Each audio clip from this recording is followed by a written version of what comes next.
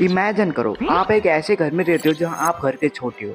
आपको लगता है भाई मैं तो छोटा हूँ, सब मुझसे प्यार करेंगे, कुछ भी गलत करूंगा तो वो छोड़ देंगे। लेकिन नहीं, ये बात सिर्फ शुरुआत तक ही अच्छी लगती थी, क्योंकि आपको धीरे धीरे समझ आता है कि घर में छोटा होने का मतलब है मम्मी को पानी चाहिए तो तू लिया, भाई को चार्ज चाहिए तो तू लिया, सामान दूसरे कमरे में है तो तू लिया। और अगर आपके घर में सामान टूटने की आवाज आई ना भाई, क्यों ना आप दूसरे कमरे में हो, सबसे पहले तूने किया ना। पर भाई मैं तो दूसरे कमरे में था ना। नमस्कार दोस्तों।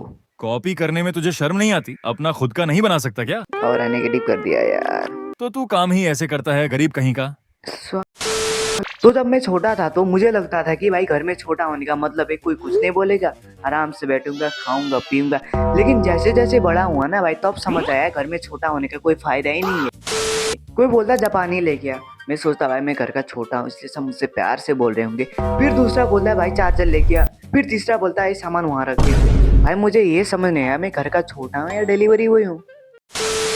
और पता है घर में सबसे खतरनाक डायलॉग क्या है? तू छोटा है तू ही चला जा। इसका आज तक मुझे लॉजिक पता नहीं चला भाई। और मैं छोटा हूँ तो मैं ही क्यों जाऊँ?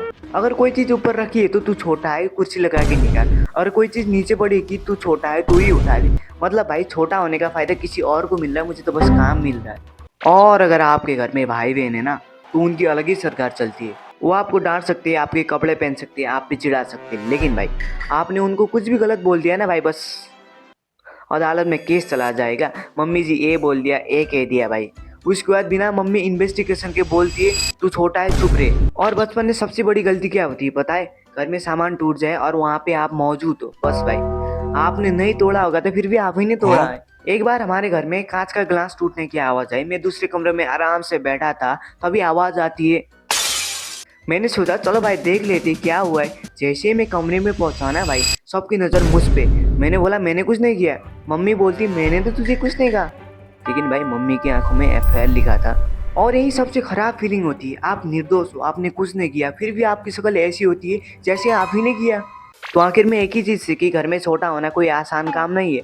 आपको प्यार भी मिलेगा, डांट भी मिलेगा, काम भी मिलेगा मेरी जान। और आप भी घर के छोटे हो तो वेलकम टू माई क्लब। और हाँ कमेंट में बता देना किसने ज़्यादा काम करवाया। एनीवे गाइस, तो आपको वीडियो सुना है तो लाइक कमेंट एंड सब्सक्राइब करना मत भूलिएगा और इस पे कोई मत भूलना। Bye bye, take care.